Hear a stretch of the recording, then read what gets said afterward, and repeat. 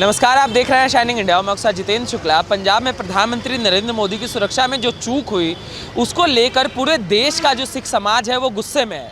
और यही गुस्सा इस समय हमें लखनऊ में दिखाई दिया, जहां पे पंजाब के मुख्यमंत्री के पुतले को फूंका गया। और हमारे साथ इस समय सिख समाज के लोग जुड़े हुए हैं, इनसे जानने की कोशिश करेंगे कि ये जो पंजाब में हुआ इसको लेके सिख समाज क्या सोचता है। शुभ नाम क्या होगा साहब? मैं सरदार परविंदर सिंह हूँ। वरिंदर जी, ये जो हुआ पंजाब में, इसको लेके कांग्रेस मजाकिया तौर पर शुरू में सामने आई। एक नेता थे, वो कह रहे थे हाउस जोश। इनके छत्तीसगढ़ के मुख्यमंत्री कह रहे कुछ हुआ थोड़ी ना। रणदीप सुरजेवाला कह रहे प्रधानमंत्री ऐसे ही चलेगा, कुर्सी नहीं थी इसलिए वापस। ये कांग्रेसी संस्कार है। कांग्रेस ने जिस प्रकार से देश का विभाजन कराया, जिस प्रकार से उन्होंने लाल बहादुर शास्त्री की हत्या कराई, जिस प्रकार से उन लोगों ने हर प्रत्येक ऐसे प्रकरण में जहां भी संदेहास्पद स्थिति होती है वहां पे आप देखेंगे कि कांग्रेस की सरकारें कहीं ना कहीं आपको मिलेंगी। तो कांग्रेस के संस्कार हैं जहां पे बड़े छोटे को कोई मान नहीं है। भारत एक संघीय ढांचा है, ये एक लोकतंत्र है, यहाँ पे राज्य और केंद्र के रिश्ते डिफाइन हैं। और जब हमारा संवैधानिक प्रमुख, जो कि हमारे राष्ट्र का गौरव है, आदरणीय नरेंद्र मोदी जी पंजाब को जाते हैं, तो पंजाब के लिए सौगातें लेके जा रहे थे। वो पंजाब की धरती पे जा रहे थे, गुरुओं को नमन करने जा रहे थे। वहाँ पे इस प्रकार की हरकत, जो नीच हरकत वहाँ के प्रधानमंत्री, वहाँ के शासन प्रशासन, वहाँ के मुख्यमंत्री, वहाँ के शासन और प्रशासन ने की है, मैं कड़े शब्दों में निंदा करता हूँ। हो सकता है वैचारिक मतभेद हो सकते हैं किसी भी व्यक्ति से, लेकिन वो संवैधानिक प्रमुख हैं, केंद्र के प्रमुख हैं और भारत के 130 करोड़ जनता का वो प्रतिनिधि है। आप उसको उचित सुरक्षा नहीं दे पा रहे। क्या ये कहीं ना कहीं पंजाब पे कलंक लगाने वाली स्थिति नहीं है? पंजाब जो इस देश की जान रहा हो, जिसने इस देश के लिए सर्वाधिक कुर्बानियां दी हो, वहाँ का मुख्यमंत्री को ये नहीं पता कि प्रोटोकॉल क्या होता है? एसपीजी एक्ट उसने नहीं पढ़ा है क्या? वहाँ के डीजीपी, वहाँ के चीफ सेक्रेटरी को नहीं पता है कि प्रधानमंत्री को क्या डेकोरम, क्या प्रोटोकॉल, क्या चीज़ें देनी है? अगर बाई फ्लाई वो नहीं जा पा रहे हैं तो क्या जो दूसरा सेकेंड रूट होगा, क्या रोड पे उनको जाने की इजाज़त नहीं होगी? प्रत्येक प्रकार की सुरक्षा 2-2 रूट, 3-3 रूट अलग से एसपीजी के द्वारा या जो एनएसजी से कवर होते हैं, इस प्रकार की रहती है। हम लोग भी यहाँ माननीय मुख्यमंत्री कार्यक्रम देखते हैं, कई बार ऐसा होता है कि एक रूट पे भीड़ है तो किसी दूसरे रूट से निकाला जाता है। कानपुर में सबने देखा था। मैं यही कह रहा हूँ, माननीय प्रधानमंत्री जी का जब कानपुर आगमन हुआ तो उसके बाद वो लखनऊ तक आए हैं और बाई रूट आए हैं। तो यहाँ एक मिसाल हमारे योगी आदित्यनाथ जी कायम करते हैं और वहाँ पंजाब के एक मुख्यमंत्री व प्रधानमंत्री को सुरक्षा नहीं दे पा रहे। मैं बताऊं, इसके पीछे एक बहुत बड़ी साजिश है।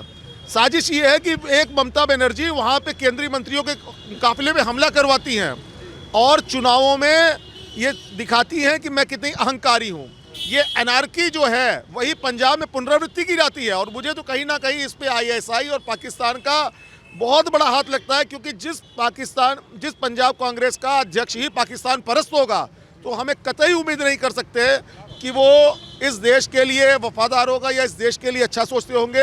ये कृत्य से उन्होंने पूरी सरकार का फेल्योर है और मैं तो महामहिम राष्ट्रपति जी से मांग करूंगा कि आर्टिकल 356 के तहत संवैधानिक तंत्र फेल होने पे वहाँ पे राष्ट्रपति शासन लागू किया जाए। और इसके अतिरिक्त संविधान में 365 और 352 के द्वारा ये भी है कि अगर वहाँ पे संवैधानिक तंत्र फेल हुआ तो केंद्र सरकार चाहे तो वहाँ का संपूर्ण शासन प्रशासन अपने हाथ में लेके उसको गवर्न कर सकता है। तो इन पहलुओं पर ध्यान देना चाहिए। ये मात्र नरेंद्र मोदी के खिलाफ साजिश नहीं है, ये राष्ट्र के खिलाफ साजिश है। इसलिए इसका पर्दाफाश होना जरूरी है, क्योंकि कहीं ना कहीं इससे सिखों को बदनाम करने की कोशिश ये कांग्रेस ने की है। कांग्रेस ने 84 कराया था, कांग्रेस ने सदा सिखों की विरोधी रही है और आज भी कांग्रेस ने साजिश करके कहीं ना कहीं सिखों का अपमान किया। उन निर्दोष किसानों को कैसे पता कि यहाँ पे प्रधानमंत्री जी गुजर रहे, हमें यहाँ पे उनको वहाँ कौन लेके आया? किसका फेल्योर है? 48 घंटे लगभग इस घटना को होने को आ रहे हैं, क्यों नहीं अभी तक वहाँ के डीजीपी, वहाँ के मुख्य सचिव को हटाया गया?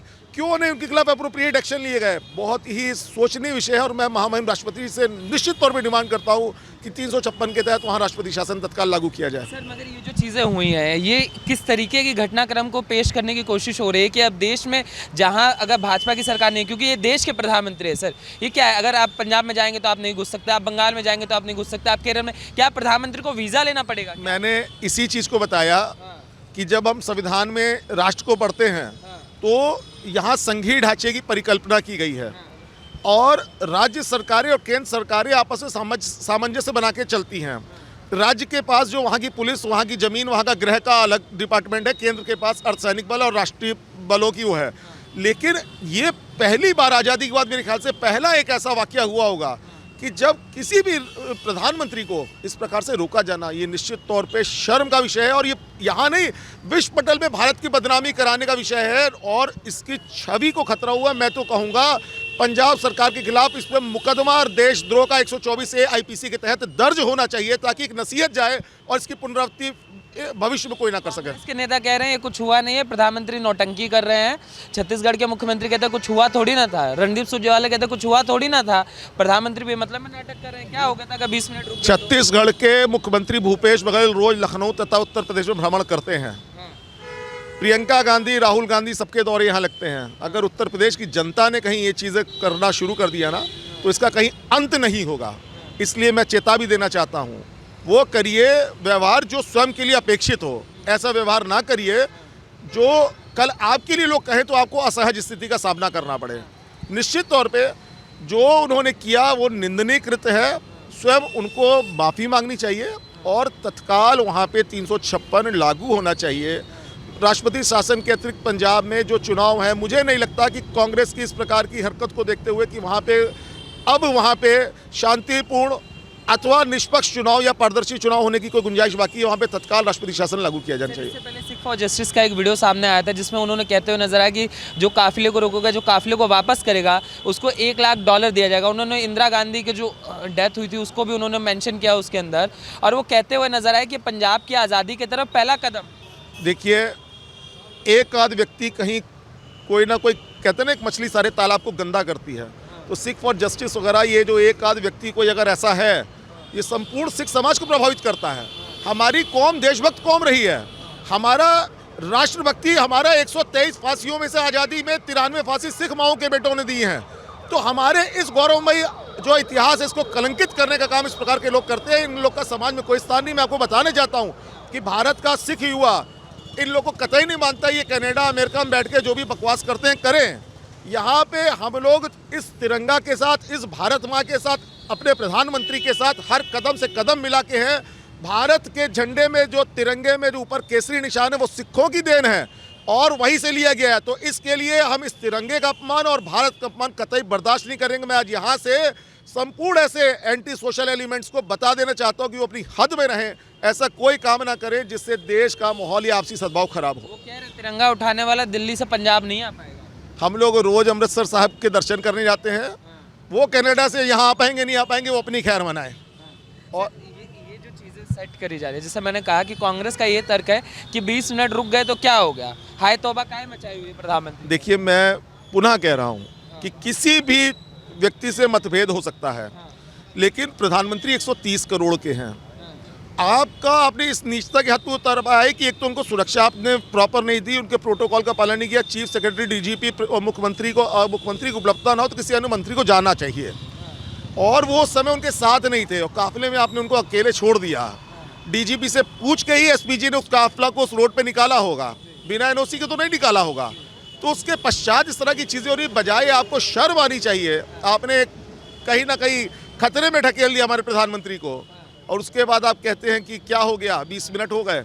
इन कांग्रेसियों को शर्म नहीं आती। वास्तव में ये देश के विनाशक, देश के टुकड़े करने वाले कांग्रेस रही है, और ये इससे कोई उम्मीद नहीं की जा सकती। कहते हैं बोया पेड़ बबूल का तो आम कहाँ से होए।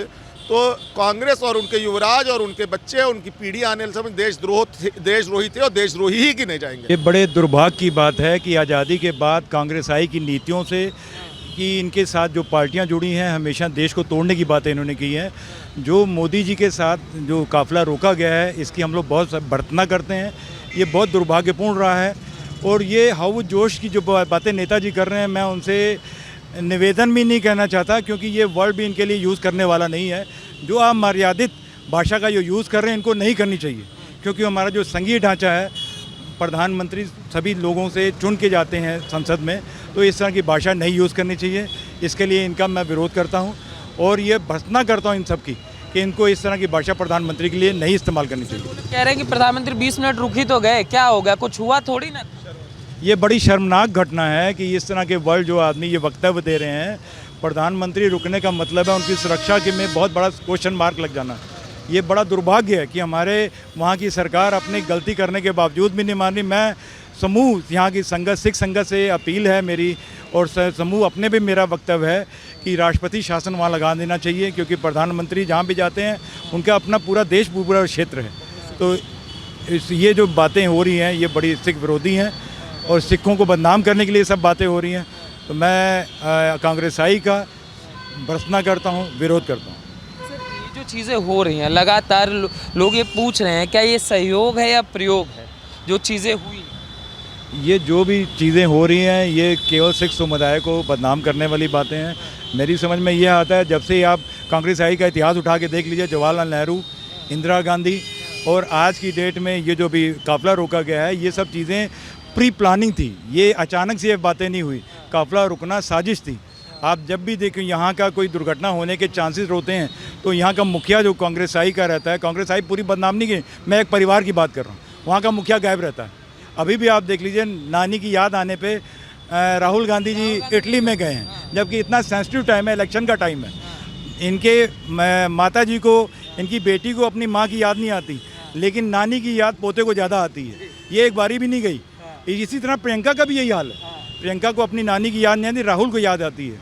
अब आप देख लीजिए, जब भी ये गए 3 तारीख को गलवान घाटी में, कम्युनिस्ट देश में, अपने इसमें विरोध पैदा हुआ है। ये जब बाहर जाते हैं, किससे मिलते हैं, क्या बातें करते हैं, क्या मीटिंगें होती हैं, ये वही जानते हैं। तो मेरा विरोध को पूरे कांग्रेस आई पार्टी से नहीं, कुछ लोगों से, कुछ परिवार से। ये हमेशा सिखों के विरोधी रहे हैं, ये कभी भी ये जुड़ने का प्रयास इन्होंने नहीं किया। और मैं भाजपा सरकार से, क्योंकि हमारे उत्तर प्रदेश में माननीय मुख्यमंत्री आदित्यनाथ योगी जी ने जो सहयोग सिखों का दिया है, जो मान सम्मान दिया है, और ये मैं चैलेंज के साथ कर सकता हूँ, साहिबजादा दिवस केवल यूपी से शुरुआत माननीय मुख्यमंत्री जी ने की है, पंजाब में भी नहीं मनाया जाता। ये कितनी बड़ी बात है हमारे सम्मान के समुदाय के लिए। तो मैं इस सब बातों में जो ये जो आपने बोला कि राहुल गांधी जब विदेश जाते हैं, कुछ करते हैं, ये बहुत जब से ये चीज़ें हुई हैं सोशल मीडिया पे लोग पूछ रहे हैं राहुल गांधी जाते कहाँ है भाई? जब जाता है कुछ बवाल लेके आते हैं। मैं यही कह रहा हूँ, उनका अचानक कैसा है, ये जो टाइम चल रहा है, इलेक्शन का टाइम है, इनको कैसे एकदम से प्यार उमड़ता है अपनी नानी से, कि जब भी ये जार जाते हैं तो यहाँ इंडिया में कोई ना कोई दुर्घटना जरूर होती है। देश विरोधी ताकतों के साथ मीटिंगें करते हैं या क्या करते हैं ये ईश्वर जानता है, लेकिन ये यहाँ दुर्घटना जरूर होती है। चाहे वो गलवान घाटी की बात हो, चाहे यहाँ माननीय प्रधानमंत्री मोदी जी का काफ़िला रोकने की बात हो, केवल जो एयर बाई एयर का रास्ता बॉर्डर से है, केवल 20 मिनट का है, जहाँ पे रैली होनी थी माननीय प्रधानमंत्री जी की। तो ये बड़ी सेंसिटिव पॉइंट था। इसमें पंजाब सरकार और चन्नी जी फेल हुए हैं। इनकी सरकार को, अपने चन्नी जी को इस्तीफा देना चाहिए। जितनी भी देश विरोधी गतिविधियां हैं उसमें प्रत्येक उसमें कहीं ना कहीं बढ़ावा देते नजर आते हैं। कभी जेएनयू में सपोर्ट करते, देश विरोधी नारे लगते तो उनका सपोर्ट करते नजर आते हैं। मैं पूछना चाहता हूं कि क्या ये भारत का दिया खा रहे हैं या इटली का दिया खा रहे हैं? क्योंकि ना पूरे परिवार को, ना इनके जो सरपरस्त जितने इनके, मैं तो उनको एम्प्लॉय बोलूँगा चरणजीत सिंह चन्नी को, और वो भी मुझे सिख नहीं लगता, क्योंकि इसके कई वीडियो बैप्टिज्म के और तमाम लोगों के आते हैं, तो मुझे ये भी नहीं पता कि वो सिख है अथवा सिख की भेष में कोई और है। तो इसलिए निश्चित तौर पे मैं बताऊं कि कांग्रेस पार्टी का देश का विरोध का इतिहास रहा है, सिख विरोध का इतिहास रहा है। इसलिए मैं तत्काल, इसीलिए मैंने पहले भी कहा कि 356 के तहत वहाँ संवैधानिक तंत्र फेल है। हमें उम्मीद रही कि वहाँ पे चुनाव निष्पक्ष होंगे, वहाँ पे हो सकता है इसमें फिर राइट करने की कोई गुंजाइश हो, कुछ और इन लोग बड़ा कांड करना चाहते हो, क्योंकि माननीय प्रधानमंत्री जी का नेता फिर जाएंगे, ये ऐसी फिर साजिश कर सकते हैं। तो इसके लिए आवश्यक है वहाँ 356 तत्काल लागू कर देना चाहिए। बंगाल जैसी दूसरी तस्वीर दिख रही है, बंगाल में भी अमित शाह की रैली पे हमला हो जाना, नड्डा जी की रैली पे हमला, अब पंजाब में हो रहा है। तो ये क्या एग्जाम्पल सेट किया जा रहा है? अगर विपक्षी पार्टियों को लोग रैली करेंगे, कुछ करेंगे, तो उन पर हमला कर दिया जाएगा, घुसने नहीं दिया जाएगा? किस तरीके का लोकतंत्र? नहीं, ये तो बहुत ही गलत परंपरा की शुरुआत अब हुई है इधर कुछ समय में, और ख़ास करके जो पंजाब में परसों घटनाक्रम घटा है, ये वाकई दुख देने वाला है, बाकी हृदय को झकझोर देने वाला है। देश का प्रधानमंत्री, कश्मीर से लेके कन्याकुमारी तक जो देश का प्रधानमंत्री है, वो ऐसे व्यक्ति को रोक देना मतलब बड़ा शर्मनाक है। ऐसा तो मैं समझता हूँ ऐसा कतई नहीं होना चाहिए था। कि प्रधानमंत्री तो पूरे देश का है ना, वो किसी पार्टी को रिप्रेजेंट थोड़ी करता है। कह रहे 20 मिनट रुक गया तो हो क्या गया? ये 20 मिनट कांग्रेस के लिए 20 मिनट है, लेकिन ये भारत 20 मिनट रुक गया, ये प्रधानमंत्री नहीं रुके। कोई व्यक्ति नहीं रुका, ये भारत 20 मिनट रुक गया। ये कांग्रेस वाले नहीं सोच पा रहे। किसी भी देश का प्रधानमंत्री, कुछ हुआ थोड़ी ना, भारत, नाटक कर रहे हैं। मैं कहता हूँ भारत रुक गया 20 मिनट। अगर प्रधानमंत्री का एक एक मिनट नहीं, एक एक सेकंड कीमती है, अगर उसको रोक दिया गया, उसको उसकी स्वतंत्रता का हरण कर लिया गया। ये भारत की स्वतंत्रता का हरण किया है कांग्रेस पार्टी ने, संविधान का हरण किया है। भारत के प्रधानमंत्री को रोकना, वो इस समय नरेंद्र मोदी नहीं जा रहे थे, इस समय कोई किसी दल का नेता नहीं जा रहा था, वो भारत का प्रधानमंत्री जा रहा था। और भारत का प्रधानमंत्री अगर 20 मिनट रुक गया तो यानी भारत रुक गया।